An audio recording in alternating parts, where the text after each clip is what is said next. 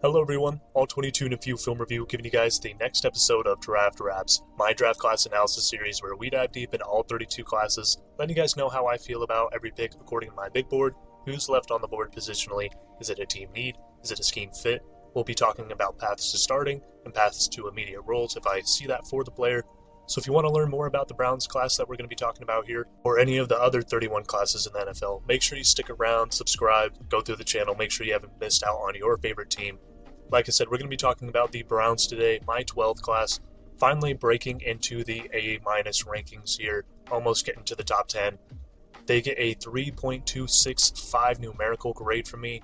That numerical grade coming from a equation that I made for you guys, so you guys can have more of a concrete feel about how I feel about every single class. You guys can stack the different letter grades or same letter grades, see how far different classes are from each other.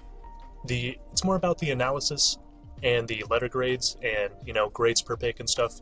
That equation, just an extra little fun thing we can come back to later. See where I was right, see where I was wrong, all that good stuff. But, like I said, let's get into the Browns class here. They start off with Mason Graham, an IDL out of Michigan. Next, they go Carson Schwessinger, a linebacker out of UCLA. Quinshon Judkins, a running back out of Ohio State. Harold Fannin Jr., a tight end out of Bowling Green. Dylan Gabriel, a quarterback out of Oregon. Dylan Sampson, a running back out of Tennessee. And Shedeur Sanders, a quarterback out of Colorado. Very, very solid class to me. Like I said, it gets an A- for me. My 12th overall class really hit all their needs I wanted them to hit in this class. Getting another running back, hitting quarterback, bringing IDL depth. I really wanted them to get an edge, another edge in this room. You have Myles Garrett, you just signed him to a long-term deal, which is great. You have Isaiah McGuire, and you have Alex Wright, you've taken with 3rd and 4th round picks in, kind of recent years. You signed Joe Tryon-Shoyinka to a 1-year, $5 million deal. That doesn't really move the needle for me. And those other guys don't keep me from drafting someone else, someone who maybe a little bit more higher upside, a little bit more longer term to fill in that room, as they don't have a ton of depth outside of those 4 guys. And outside of Myles Garrett, those guys aren't really high-end dudes that, like I said, don't keep you from drafting another guy in there. Would have liked to see them go that at some point, but is what it is. Let's get into their first pick here, Mason Graham, an IDL out of Michigan, getting this with the 5th pick. Now, they get this from a trade down with the Jags, a very, very surprising move in my opinion. I really wanted them to, try to get Abdul Carter in that room. Abdul Carter and Myles Garrett would have been a lethal duo. Or for your franchise, draft Travis Hunter at 2. Maybe you trade up at some point. No one thought Shedeur was going to fall to the 5th before the draft started. So I thought, maybe they try to get Shedeur at some point, bring both of those guys in. It would have done a ton for that team's media marketing ability, selling tickets, getting primetime games. It would have really helped that organization out. But I really don't hate this trade down for them. Sending over pick 2, 104, and 200 to the Jags for pick 5, 36, 126, and a 2026 first round pick. Great trade down for them. Picking up an extra first, picking up pick 36. Absolutely love that for them. They miss out on one of my 2 blue chip players in this class. Abdul Carter and Travis Hunter were 2 guys that I thought were worth top 5 picks in the average class. If you take 10 drafts and you put Travis Hunter, Abdul Carter in those, they're going top 5 in the majority of them. That's how I kind of view top 5 guys. Those guys were top 5 talents to me. So very, very tough that you miss out on one of those guys. But I still think Mason Graham is a very, very good player. My 8th player on the big board. So at 5, not bad value at all. This gets an A for me. Getting IDL depth is very, very good for them in my opinion. They bring in Malik Collins. They have Shelby Harris there. Mike Hall, their 2nd round pick from last year, more of a pass rush type. Really like them bringing in more of an early down guy. Not the highest ceiling in the world, may never be, the best interior D lineman in the league, may never be a top 5 guy, but I expect Mason Graham just to be a very solid to high-end starter for 10 years in the NFL. One of the most technically savvy players you're going to get in this draft. I feel very safe about Mason Graham. Very, very good player. His game isn't based on his athleticism, and people want to bring down his athleticism. That's not how he wins. You don't have to worry about his athleticism falling off more towards the end of his career and him losing production. It's all technique-based. This guy is a very smart, technically strong player. knows how to marry his hands with his feet well, knows how to use his hips for an interior D lineman, and that helps him get home on the rush. Really, really hard thing for interior linemen to do is clear their hips when they're trying to use finesse moves or when they're trying to get around a guy. So it leaves a lot of interior line guys' pocket kind of pushers because they don't have the finesse, they don't have the quick hips, they don't have the ability to stack behind offensive linemen so that the offensive linemen can't recover on them. Mason Graham has that ability. A very smart player in terms of run defense too. Not going to be the best at taking on double teams or splitting double teams, but he is a really high motor player and he will work to split those double teams. Sees the ball through the line very well, knows how to get off one-on-one blocks very well. Very good player in my opinion. A 6'3", 296-pound player, not the biggest interior lineman, but a very, very technically savvy player. Going to get a little redundant saying that. He is kind of the definition of just a technically savvy draft pick. Going to be 22 during his rookie season. Didn't qualify for a RAS as he did not have the testing measurables. In 2024, total 3.5 sacks, 3 hurries, 7 TFLs, 45 tackles, and 1 PBU. Was a 2024 first-team All-American and a 2-time first-team Big Ten selection in 2024 and 2023. He's been performing at a high level for the last 2 years, man. Very, very worth a pick in my opinion. Again, it gets an A for me. I expect him to immediately start on that interior line next to either Malik Collins or Shelby Harris.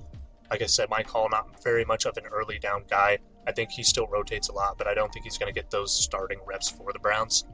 Mason Graham should slide in immediately and start for this line for a very long time. Their next pick, they go Carson Schweschinger with the 33rd pick, the first pick of the second round. No trade compensation on this one. This one got a lower grade for me. Now keep in mind, I graded this before the Jeremiah Owusu-Koramoah injury kind of got let out, and now it's known that he's going to be out for the kind of entire season, which would boost the grade on this up a bit, but feel dishonest going back and changing this grade just because an injury comes out later after the draft. Wanted to keep all the grades, the same. Didn't want to have to go back and keep changing different grades because certain teams signed someone or an injury happened. Just wanted to keep this honest. These were my post-draft rankings. Reason that this would be a little bit lower with JOK still there. They bring in Jordan Hicks, they bring in Jerome Baker, they bring in Devin Bush. There's just a ton of guys to compete with, especially getting picked at the 33rd pick. His path to starting is very murky. Now, they know about the JOK injury before we did, so that's probably why they take him at 33. He's going to slot in right where JOK played, and that's not a seamless transition. It's not like he's going to give you JOK type playing ability out there in year one, but that is the best linebacker role you're going to be able to put Carson Schweschinger in. Feel super comfortable with him going in that role. Now, if JOK still was there, he would be backing up JOK in that role, and at the 33rd pick, that would also kind of bring down this grade. If you were trying to put him in any other role, it would scare me a lot, as having JOK and Carson Schweschinger out there on early downs just leaves you very, very susceptible to big man formations and, gap running schemes. Carson Schweschinger, like I said, I was a lot lower on him than consensus. He was the 93rd player on my big board. He was my 4th linebacker. He was the second one taken off the board. I had Danny Stutzman and Demetrius Knight above him. Carson Schweschinger, I will give him, he is the best coverage linebacker in this class. Not by super far and away, but by a pretty large margin. He was a safety that converted to linebacker at UCLA, and you see it in his game. Very smart in coverage, very, very athletic, very fluid hips, knows how to see route concepts well, and knows how to match. This is a very, very good coverage linebacker. Where I get scared with him and why I'm a lot lower on him is his run defense tape. As a linebacker, you are in the box, and you are going to be defending the run a lot. Now, it is more of a passing league. There is a lot more RPO, a lot more screens, a lot more quick game. Still, you are going to be defending the run, and that is where the majority of your value is going to be coming because you're a linebacker. And when they get into heavy pass formations, you're going to be taking one of the linebackers on the field, and you're really going to be responsible for blitzing, having a certain coverage, dropping zone, or manning someone up. It's not like you're playing coverage every single down as a linebacker. You need to be able to defend the run. Carson Schweschinger, although he is a very nice tackler, he is a very nice blitzer, and he's very athletic, so he's very nice in space. You trust him in space. In the box, it gets very, very scary. He sucks up extremely quick in the run and gets himself tied up in the wash consistently. Now, to pair that, it would be somewhat okay if he were able to get off blocks, if he was able to shock and shed very well, but he's even worse at shocking and shedding than he is with his patience. If he gets tied up in blocks, he is getting washed out, he's getting pancaked, he's getting moved. He got put on the ground a lot. And at the NFL, he's only going to be facing bigger, stronger, more athletic linemen. So that definitely scares me if you bring him in and try to play him at your Mike or your kind of Sam in a 4-3 type scheme. Really, really, really scary. Now, putting him in more of that JOK role, that weak side linebacker, more in space, kind of more flexed out, more apex more often. I really like that for him. But still, that is the reason why I was a lot lower on Carson Schwessinger than a lot of people. His run defense tape scares the living jeebers out of me. And as a linebacker, you need to be able to defend the run, especially when you're playing in a 4-2-5 and there's only two of you back there. That is going to keep your linebackers clean more often. Like I said, they switch between the 4-2-5, the 4-3. That is going to keep your linebackers a little bit more clean. But once they get to the second level, you're basically the only help outside of the secondary. So you need to be able to tackle. You need to be able to defend off blocks. If blocks get to the second level, he doesn't do that great, in my opinion. I'm very, very nervous about him in year one on early downs. Now, in 2-minute in passing situations on third down, I expect him to be a great player out there. Probably one of the better coverage linebackers in the league year one. The run defense tape brings a lot of question. I'm scared. I'm scared about that.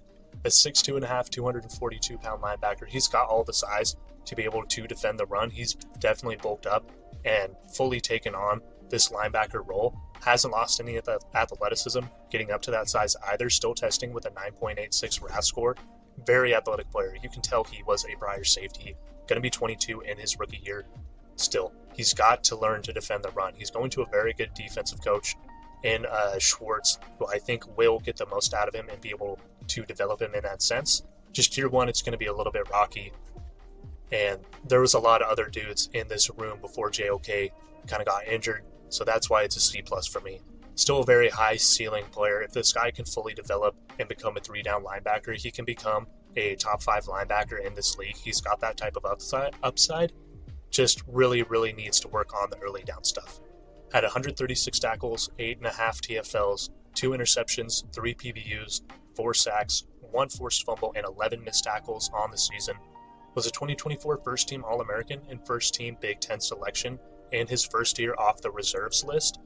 In his first year in getting true role-playing / starting opportunity, had a lot of production. You really like to see that production, the athleticism out of him, the coverage feel. A very, very good player, but at linebacker, if you can't defend the run, then you become a sub-linebacker, and sub-linebackers do not get a lot of snaps. So, really hope he can develop. That's why it gets a C+ for me. The next pick, they go Quinshon Judkins, a running back out of Ohio State with the 36th pick, the 4th pick of the second round. Again, getting that as part of the trade back with the Jags, sending over 104 and 200 for 536, 126, and a 2026 first round pick. I really like this pick for them. Like I said, I really wanted them to go after a running back in this class. Without Nick Chubb in that room, at times when Nick Chubb was hurt in previous years, this room looked very lackluster. There were times when they had certain bodies that would step up for a week or two, but when Jerome Ford was given kind of a consistent opportunity to start throughout the year last year, it didn't look pretty. There wasn't a ton of juice in this room. Pierre Strong is a kind of more juicy type running back, but it hasn't really seemed like he's come into his own and kind of taken a role here yet.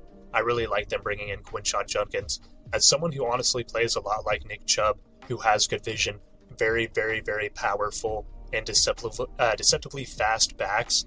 Even for 6'2", 221, this guy flies. I really like Quinshon Judkins. Was a little bit lower on him than others. He was my 6th overall running back in the class. He was the 3rd one taken off the board.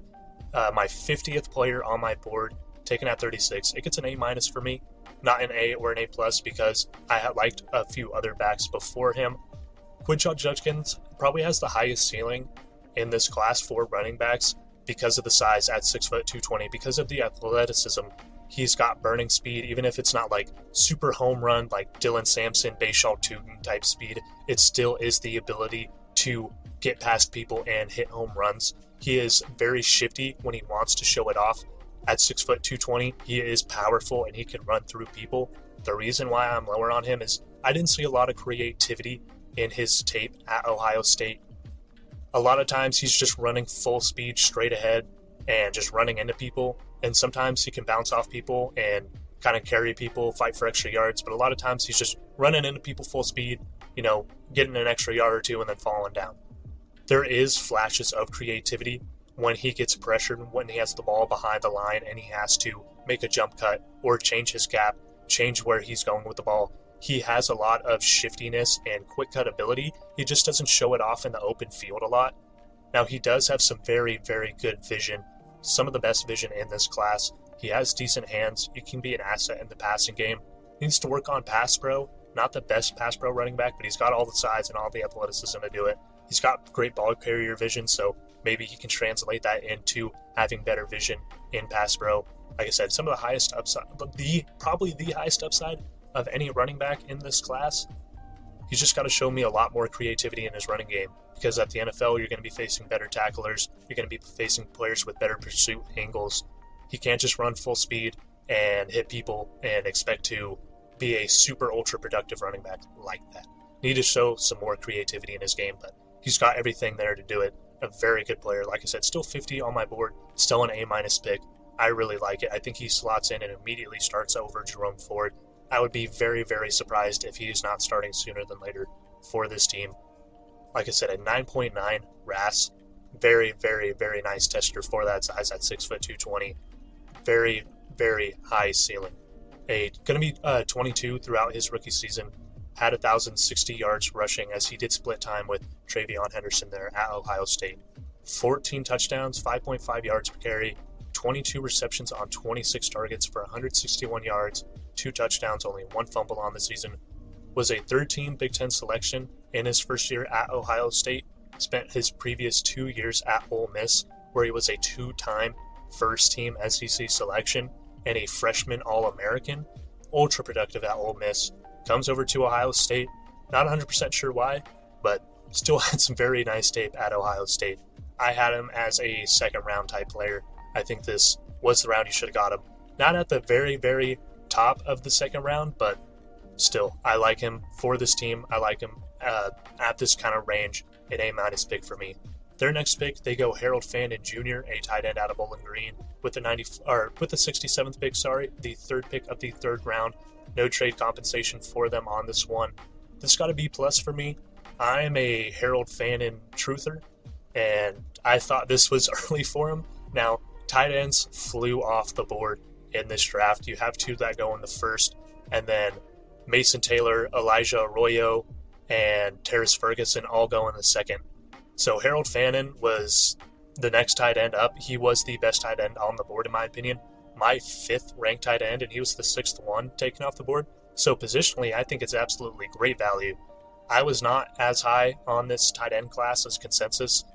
Like I said, 90 on my big board, and he was the 5th one on my board and the 6th one taken. So tight ends were flying a lot sooner than I thought what their values were. I think this is a good fit for him. They can play him in a David Njoku type role and get a lot of similar value out of it. Now, I think he is going to be truly backing up David Njoku, so not 100% sure about his snap count year one. They can play him at the H as a fullback, at the wing. They can play him in the slot if they want to get some big personnel in and maybe use David Njoku as a true inline Y and kind of flex Harold Fandon off of him as a wing or slot. I could see them doing that. Just a little bit early for me, especially for this team, because you have kind of a true slotted starter in David Njoku. Still, I love Harold Fandon, man. I was kind of a Harold Fandon truther in this class. Wanted to rate him a lot higher among the tight ends than I did. He is probably the most nuanced route running tight end outside of Colston Loveland.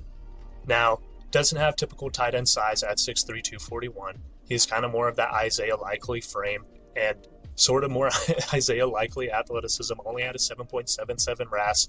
Not the best athlete on tape. Doesn't really break away or burn away from people in that sense. But this guy just knows how to get open. like I said, the most nuanced route runner outside of Levelin. This guy knows how to bend his routes. He knows how to stem horizontally and vertically. He knows how to stack linebackers and safeties when he does get over the top of them. Once he is stacked, he knows how to bend and manipulate eyes so that he can snap and get separation at the break. He manipulates space. He manipulates hips when people are playing off of him. Like, this guy just knows how to get open. The athleticism, the size, doesn't matter. Like I said when I was talking about him in my top 10 videos, when I was talking about tight ends, people are being given a chance to be right about Isaiah Likely again in the form of Harold Fannin. They're undersized. They're not athletic. It doesn't matter. They know how to get open. They know how to manipulate linebackers and safeties. And that's what he has to do. He's not going to be trusted in a bunch of, outside man situations, or he's not going to be trusted to be a giant kind of big body threat over the middle. They're going to get him in space. They're going to allow him to manipulate space, and he's going to be good at it. Also good after the catch. He is susceptibly quick with his feet. He makes people stutter. He sets up angles well. Has a decent stiff arm. Very, very fun player. Had 117 receptions on 150 targets, 1,555 yards on the season, 10 touchdowns, 13.3 yards per catch, which is very, very nice for a tight end. A 2024 First Team All-American and MAC Player of the Year. Led the FBS in receptions and yards, both of which are tight end single-season FBS records. So the most accolade kind of type pick you can get at this spot. Someone who broke FBS records for tight ends. This guy is going to be good at the next level. May never be a top 10, top 5 true inline Y blocking tight end, but he has a lot of want in his block still. You can trust him against slot corners. You can trust him trying to block a weak side linebacker getting at the second level. You can trust him against a safety. Probably not going to be able to move a lot of DNs or interiors, but you kind of get him out on stretch, on wide zone. He can seal an edge for you, and he can get up to the next level and wall people off. That's perfect for this scheme, man. Love this fit for them. Just gets a B+ because he is going to be slating in behind David Njoku. It is a little bit early in true value for me, but still a very, very good pick and a good grade, B+. Their next pick, they go Dylan Gabriel with the 30th pick of the third round, the 94th pick. Getting this as part of the Amari Cooper trade, trading away Amari Cooper. Now, this is around Dylan Gabriel's value for me. A quarterback out of Oregon. He was taken at 94. He is 99 on my big board. So it's right around his value. He was my 5th quarterback on the board. He was the 5th quarterback taken off the board. So in terms of positional value, I think it's great in terms of positional value. Gets a B+ for me because I wanted them to get more of a difference-making quarterback. You look at the Browns and how they've dealt with their quarterback position recently. It's outside of drafting kind of Baker Mayfield with the first. You look at their history of bringing in dudes and drafting dudes. After Johnny Manziel, it's Cody Kessler with a middling round pick. And then it's Deshaun Kaiser with a second round pick. And then they try to break that mold with Baker Mayfield. They don't handle that situation well.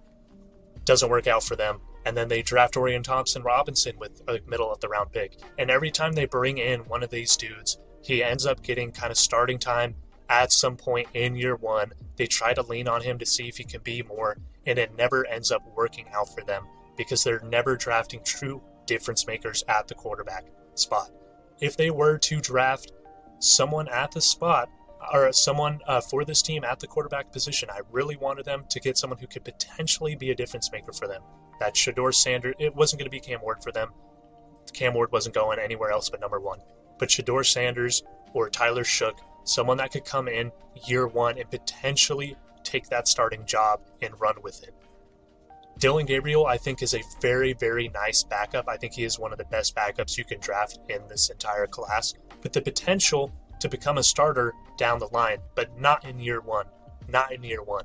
Bringing him into this room with Kenny Pickett and Joe Flacco, I'm not convinced he wins that job in year one, and I'm not convinced he's going to be a true difference maker for this team, and it's going to kind of end up being a similar situation to Dorian Thompson-Robinson and Deshaun Kaiser and Cody Kessler, where in a year or two after you take those guys, you're looking in to bring another dude to compete. They need to get a difference maker to stop this cycle. They almost did it with Baker Mayfield and ended up fumbling the situation. Would have really, really liked them to get Shedeur or Tyler Shook earlier. Now, they do end up taking Shedeur later. We'll talk about that situation and why it hurts this room. But yeah, I don't think Dylan Gabriel's a bad quarterback. Like I said, I think he is one of the highest kind of floor backups you can get in this class and has the potential to be a starter down the line. Again, was my 5th quarterback, was the 5th one taken off the board, 99th in big board value. He was taken at 94. So this was like right around the spot I think he should have gone. Just wish he went to maybe like the Rams to back up Matthew Stafford and maybe take over that job in 1 or 2 years. Kind of that role. Kind of not the Jordan Love situation, or like, because Jordan Love was taken in the first, but, taken in somewhere to sit behind a veteran for 1 or 2 years, maybe 3, and then be the starter. Not be the starter right away. So, gets a B+ for me. A 5'11", 205-pound quarterback, not the biggest guy in the world. Going to be 25 in his rookie season. Had 30 touchdowns, 6 interceptions, 3,857 yards, 72.9% completion percentage, which is very nice, 8.5 yards per attempt, and a 114.6 passer rating on the season. A 2024 third-team All-American and Big Ten Offensive Player of the Year. Set the FBS record for career total touchdowns with 188 career total touchdowns. Very storied career. Spent time at Oklahoma before Oregon. And I'm blanking on it, but I'm pretty sure he spent time somewhere else before Oklahoma. I could be wrong about that. But a very storied career. A lot of starting. Like I said, I think he is a really, really nice backup coming into the league with potential to become more. Just don't love this fit for the Browns. Don't love it for the fit for the Browns. And that's why it gets a B+ for me. Their next pick, they go Dylan Sampson, a running back out of Tennessee, with the 126th pick, the 24th pick of the 4th round. Again, getting this trade from the trade down with the Jags. I love this pick for them. As we get into the Day 3 grades, a quick reminder to you guys that Day 3 is graded on a different scale than Day 1 and 2. Day 1 and 2 is graded a lot more harsher, has more weight in the grades. Graded on a kind of letter grade basis as teams go for more BPA and BPA according to needs for their team. Day 3, much different vision. My time at the Scouting Academy has taught me that Day 3 is much more about upgrading roles in rooms, not much just upgrading kind of positions. It's upgrading a deep threat ability in your wide receiver room, upgrading the run stuffing ability with meat cloggers in your defensive line, upgrading the pass coverage ability in your linebacker room. Kind of examples like that. It's not exactly like we're drafting this guy to start in the next 2 years. We're taking BPA on the board. Your team might draft someone that you're like, why did we draft this guy? He was more of a 5th round guy to me and he's in the 4th. Well, he's a 6'4" guy who runs a 4.3 and your team doesn't have any burners. So they took him at that spot because he might not be there in the 5th and they need that role for that room. So it's graded on a different basis. I love it. I like it. I see the vision, or I don't get it. If you want a more kind of concrete definition of those, they'll be down in the description, as well as anything else you might have questions about on the video, whether it be abbreviations, anything you're seeing on your screen, anything you guys might have questions on, it should be down there. And if it's not, come scream at me in the comments. As well as just leave comments in general, about my analysis, how you feel about, anything you're seeing up graphics-wise, anything. Talk with me. I love conversating. I love getting constructive criticism. Love talking about football. So, guys, always love to know what you guys think. Always let me know what you guys think. This was an I love it pick. I love Dylan Sampson at the spot. I actually had Dylan Sampson a spot above Quinshon Judkins. I had him a spot above Quinshon Judkins. He was my 5th running back. They were very, very close in terms of true big board ranking, but someone that I still thought was worth a 2nd to 3rd round pick, taken at the 24th pick in the 4th. I absolutely love it. Someone with absolute home run hitting speed in this class and still shows a lot of contact balance, a surprising amount of contact balance for someone who's 5'8", 200. Now, he does have that low center of gravity, which definitely helps him. It's pretty thick for 5'8" at 200. Man, he can still run through tackles. Not the most powerful truck, kind of like run through your face, but he can shrug off tackles. He can shrug off arm tackles. Very good balance in that sense. Shows very nice hands out of the backfield. Not the best pass protector in the world, but very, very nice hands. Very fluid and shifty in his routes. Like I said, very home run hitting speed. not the best vision. So a little bit of question for him coming to this room. But to overhaul this room, like I said, when they had with Jerome Ford and Pierre Strong, just getting more guys with more juice and just to overhaul this room, I love it. It's been a very lackluster group. Getting an absolute lightning and thunder combo with Quinshon Judkins and Dylan Sampson, who could still kind of play off of each other in a similar way, as Quinshon Judkins, like I said, even though he's a big, powerful back, still has very, very nice deep speed. Dylan Sampson, even though he's kind of a smaller, home running, hitting scat back, he's still got some decent contact balance, and he can run between the tackles if you need him to. So they can get very, very versatile with these guys. I love it a lot. They get to grow with each other. You get to keep them fresh. Very, very solid pick for them. Great value in my opinion, and I love it pick. Like I said, a 5'8", 200-pound running back, going to be 21 in his rookie season. A 6.6 RAS, mainly gets held back due to his height and weight, but a very, very, very fast, shifty player. At 1,491 yards, 22 touchdowns, 5.8 yards per carry, 20 receptions on 25 targets for 143 yards. No receiving touchdowns, had 2 fumbles on the season. A 2024 third-team All-American selection and SEC Offensive Player of the Year. Set the Tennessee single-season record for rushing touchdowns in 2024 with 22 rushing touchdowns. This was the absolute theme of the Browns. It just seems like I am copy and pasting this in every single box. Not a lot of teams are drafting, All-Americans with every single pick, but this is their theme. Mason Graham, first-team All-American. Carson Swessington, first-team All-American. Quinshon Judkins, third-team Big Ten, but was a previous freshman All-American and first-team SEC. Harold Fannin Jr., first-team All-American. Dylan Gabriel, third-team All-American. Dylan Sampson, third-team All-American. We're going to talk about Shedeur Sanders next, who was a second-team All-American.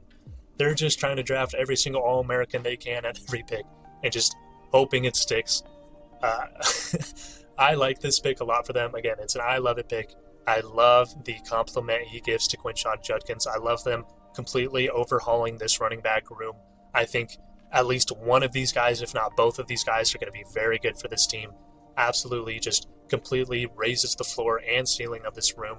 You need to be able to run the ball in the AFC North. It gets real cold up there in the AFC North, and you go against some teams that love to run the football against you. You got to be able to run the football in that division. This helps them do that. Their next pick, they go Shedeur Sanders, a quarterback out of Colorado, with the 144th pick, the 6th pick of the 5th round. Getting this with a trade with the Seahawks, a trade up, sending 166 and 192 over the Seahawks for 144 to draft Shedeur Sanders. This would get an I love it pick if he went to any other team because I think it's insane value. I had Shedeur Sanders as my number 2 quarterback. I think he was around 43 or 44 on my big board. So more of a true second round type guy to me, but still my second overall quarterback, and by pretty far. I didn't have him super far above Tyler Shook, but I had him a pretty substantial amount above Tyler Shook.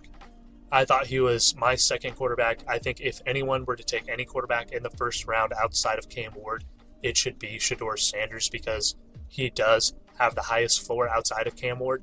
A lot of people say he has a higher floor than Cam Ward. I didn't 100% see it. I think Cam Ward still has a slightly higher floor due to the amount Shedeur Sanders was not only running screens, but running half-field reads, running RPOs. It was more than a quarter of his entire offense. And I felt that when I saw the kind of worst of his play, it was when he had to make full-field reads when his number 1 target wasn't open. So I thought Cam Ward had a little bit more of a higher floor.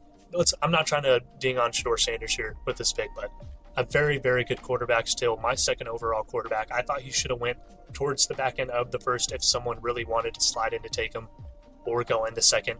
I understand why he keeps falling because once he does fall past the first or second round, then it becomes a media thing. And we're already seeing it with the Browns. And the more he falls, the worse and the worse and the worse and the worse the media is, and the more the teams are not going to want to be around it. Like I said, we've seen it already with the Browns. Reporters asking Kevin Stefanski why Dylan Gabriel is getting reps over or starting over Shedeur Sanders in rookie minicamp when Dylan Gabriel's taken with the 3rd round pick and Shedeur's taken in the 5th. Why are we asking these questions? Why are we doing this? And it's not even Shedeur's fault. I feel bad for him.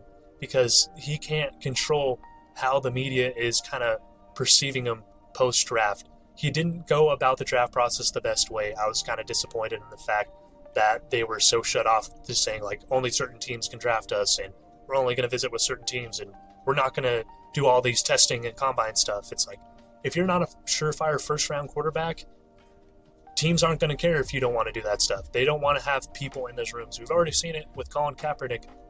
They don't want high media attention if you aren't going to be their starting guy, especially controversial media attention. And Shedeur Sanders falling out of the first, out of the second, only brings negative media attention to your room. Very, very don't like it for the Browns for that reason. Because not only is he going to a very middling room with Kenny Pickett and Joe Flacco, but they bring in Dillon Gabriel already. So now you have 4 quarterbacks. You still have Deshaun Watson on roster. You haven't cut him yet, so you got 5 dudes. You got to start making some moves there now. You already drafted a dude in the 3rd. You don't want to cut one of your 3rd-round picks, so now you got to figure out, what are we doing with Shedeur, Kenny Pickett, and Joe Flacco? It just seemed like a very owner stepping in type of move, where the owner was like, Shedeur's still at the spot. I don't care what you guys are saying. We're taking him. I don't love this for them at all. Now, do I think Shedeur is a good quarterback who has a very good chance to win this job and be a successful quarterback with the Browns? Yes. Given the fact of who's in their room, the fact that they brought in Dillon Gabriel before, the amount of media negativity it has brought around this team already, I can't love it. It's just an I like it because I do think he does compete and he might win that job. Getting someone who competes and wins a job in the 5th round is exceptional value. Just for this room, man, I don't get it. I don't get it. The good move, if you really wanted Shedeur that bad, would have been taking Travis Hunter in the 2nd. You're going to sell a ton of tickets. You're going to make a lot more primetime availability, in my opinion, when you have those 2 dudes there. It's a very questionable move, in my opinion. A 6'1.5", 212-pound quarterback, going to be 23 throughout his rookie season. Didn't qualify for a RAS. Talked about he didn't really do any testing. 37 touchdowns, 10 interceptions, 4,134 yards on the season. 74% completion percentage, which is exceptional. 8.6 yards per attempt and 116 passer rating on the season. Was a 2024 second-team All-American and the Big 12 Offense Player of the Year. Set a ton of school records. Set school record for career passing touchdowns, single-season completion percentage, single-season passing touchdowns, and single-season passing yards. There was a lot of controversy about him getting his jersey retired next to Travis Hunter, but when you look at what he's done for Colorado, it makes sense. Yeah, he wasn't a first-round pick. Yes, he's not like this super storied FBS quarterback. They didn't make the playoffs, but he's broken all of their quarterback records. So it 100% makes sense why they would do that for them. I don't like this pick for the Browns, but I love this value for them. A very, very solid overall class. Like I said, this gets an A-, a 3.265, my 12th overall class in the draft. Thank you guys. If you stuck around this far, I really do appreciate it. I love all the support, all the kind of comments and stuff that we're getting on the video so far. It means a lot to me, more than you guys could ever really know. So I do really appreciate it. Make sure you're sticking around as we get through the last 11 classes. Going to be rounding out the series here. Finally coming to an end. I know it's been a long time. Thank you guys. I really appreciate it, and I hope you have a great day.